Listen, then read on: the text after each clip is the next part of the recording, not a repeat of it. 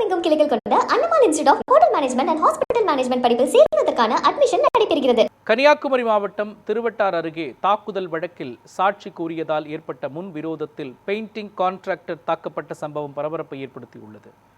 முதலார் பகுதியைச் சேர்ந்த same Christopher 4 ஆண்டுகளுக்கு முன்பு நடந்த அடிதடி வழக்கில் ஒரு தரப்புக்கு ஆதரவாக நீதிமன்றத்தில் சாட்சி கூறியிருந்ததாக கூறப்படுகிறது.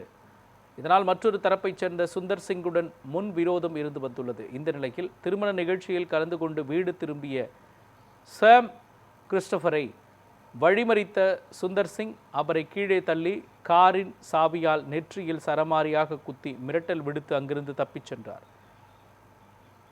இந்த நிலையில் காயமடைந்த சாம் கிறிஸ்டபர் குலசேகரம் அரசு மருத்துவமனையில் சிகிச்சை பெற்று வருகிறார். சம்பவம் தொடர்பாக திருவட்டார் போலீசார் வழக்கு பதிவு செய்து விசாரணை மேற்கொண்டு வருகின்றனர்.